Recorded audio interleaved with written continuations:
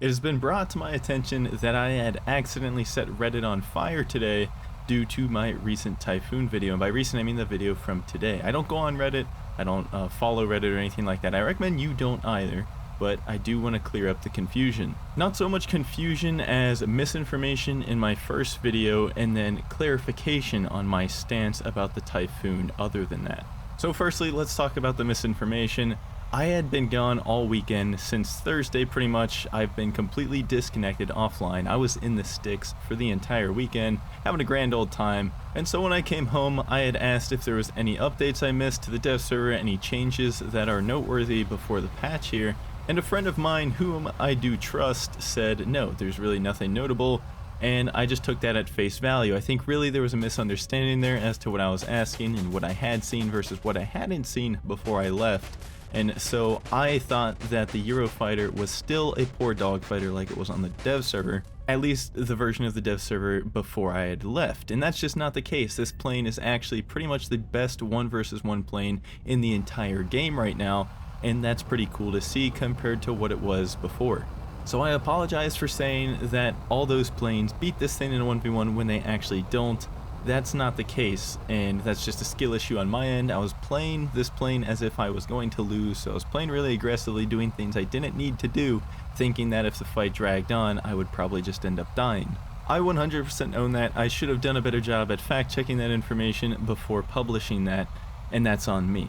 However, I still don't think that this is necessarily the best top tier in the game, and this is where things get a little bit more opinionated. If you disagree with me, that's completely fine. You're allowed to do that when it comes to these more opinionated topics about these planes, and there's plenty of content creators that are probably going to make videos or have made videos on the Typhoon that don't agree that this isn't the greatest plane at top tier right now. And again, that's completely fine. It's good to get information from different sources, make up your opinion, who do you trust more, and then, you know, you can kind of determine how you're going to go about it from there. But me personally, in my experience with the Typhoon, I'm going to tell you why I don't think this is the greatest top tier right now. First and foremost is this radar is actually abysmal dog shit, which is what I said in my first video, and I stand by that. This radar at 14.0 is pathetic. It's quite frustrating to use. It costs you critical moments of the match that will really decide the outcome of the game. If you're trying to have a high impact of your game and you want to make those plays that really matter at critical moments, the radar can seriously let you down in those situations, whether it be trying to get HMD locks and it's just not locking correctly, or your TWS not locking correctly. It's a real pain in the ass to use right now. Thankfully, this is gotta be placeholder. It has to be. I do not believe that this is the finished radar, and so I don't think this is going to be a long-term issue for the plane, but as of right now on patch day, it's been a major pain in the ass for me, and one of the biggest reasons why I'm just not a fan of this thing right now. And I think most people that have flown it out would agree on that end. The radar being placeholder like it is, it's not fantastic, but again, do expect this to change in time. Now, the second major thing that I think is really kind of killing this plane's vibe for me anyways is the speed bleed that I was talking about, and I stand by that. This might be a fantastic flight model for 1 versus 1s. I fully trust that it is the best 1 versus 1 plane in the game, and having chronic speed bleed isn't necessarily a problem if you get the angle and the maintained thrust to weight to compensate for that. However, when it comes to doing Fox 3 engagements and just the average 16 versus 16 experience, I like a plane that doesn't pull quite as hard and holds speed a little bit better, and I'm going to show you exactly why. I've gone ahead and gathered some clips of me flying out what I believe to be some of the greatest flight models for ARB right now in the game that you can play with, not necessarily in dogfights or anything like that, or nothing particular is great about them necessarily, but the way the plane flies and the way it feels sets you up for success in your average engagement in air realistic battles. And it's really not setting you up for success, more so leaving fewer opportunities for things to go wrong, if that makes sense. And so what I have here is a little test I did just to kind of demonstrate the speed bleed issue that I'm talking about. I have all of the planes that I think are really good flight models for realistic battles compared to the Typhoon here at 5,000 meters altitude, 1,400 kilometers an hour. And we're just going to go ahead and pretend we notch an AMRAAM here. And we're going to pretend we launch a second AMRAAM because there's never just one. You've got multiple angles in 16 versus 16. And we drop down to 830 kilometers, about 600 kilometers IAS. But that is with absolute full pull of the elevator, so let's try to control it a little better as to not bleed speed but still get a good amount of turn angle here, and we're managing to get into a realistic notch time here. It should be safe, and we're still at Mach 1.05 through the first one, and now here we are at about Mach 0.98 on the second one, but that took significantly longer, and it took a lot of key taps and work in order to do that. So we'll do the same thing here with the Mirage. We'll get up to about Mach 1.2, which you'll notice it gets there a lot slower than the Typhoon does, so that is something to note. But we're finally at Mach 1.2, and we're going to do the same thing at 5,000 meters here and just do a full pull on the elevator first and see what we can do. That's a pretty good amount of time there to get into the notch, and then we're going to do it all over again, sustaining 10 Gs here, not an insignificant amount of pull by any means, and we're still supersonic through 2 notches and 2 angles. At least for the full elevator pull test, that is a far cry from 600 kilometers an hour IAS and subsonic at about 800. And yes, it took a little bit longer to get there because we were holding speed and we didn't have quite as much angle. That's not the 14G pull that the Eurofighter can do, but 10 is still plenty sufficient to me anyways.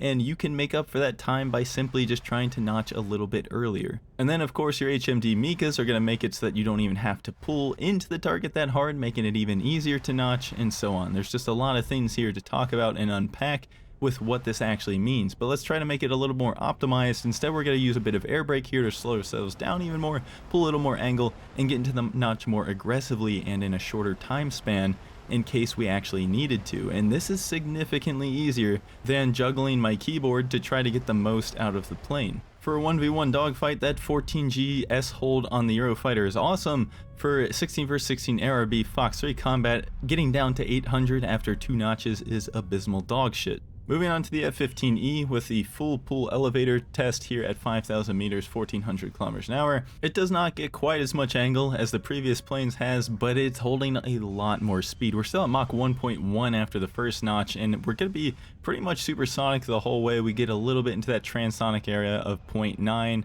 but still, it's basically supersonic the entire time through 2 notches.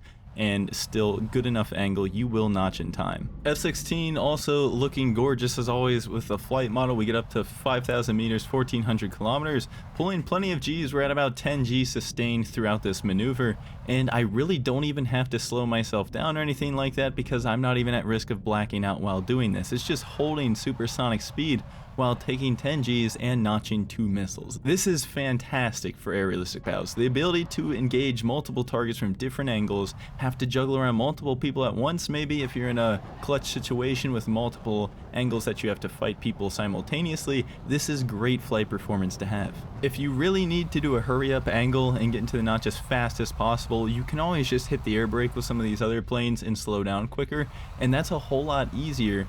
Because that way, by just holding the elevator, you still get your speed, you maintain your speed, and if you really need to pull angle, you just press your air brake or cut your throttle a little bit, whereas with the Eurofighter Typhoon, you don't keep the speed by default. You have to actually work for the speed rather than work to shed the speed, if that makes sense, and I really don't think that's optimal. That's pretty backwards in my opinion. I would much rather easily keep the speed and have to do an extra step to shed it, rather than easily shed it and have to do plenty of extra steps to keep it. It's very annoying to deal with and tough to play sometimes. And so it's those two things, the radar and the speed bleed, in the context of a normal Fox 3 16 versus 16 battle, why I don't think the Eurofighter is necessarily the greatest top tier in the game right now. Is it bad? No. Was it a little bit exaggerated to say GAIJIN destroyed the Eurofighter? Yes, it was, and again, I was also including the idea that its flight model was absolutely trash based on the misinformation that I had prior to uploading the video. I shouldn't have made that title. I've adjusted the title, I've pinned a comment correcting it, and as far as the rest of the stuff, I hope this has clarified my stance about it and why I think that the Eurofighter isn't just an automatic walk-on king of top tier plane. And so with that being said, I apologize again for the misinformation. I hope this video helps a little bit convey my opinion on the Typhoon in a more clear manner, and I'll see you guys soon with probably the Rafale.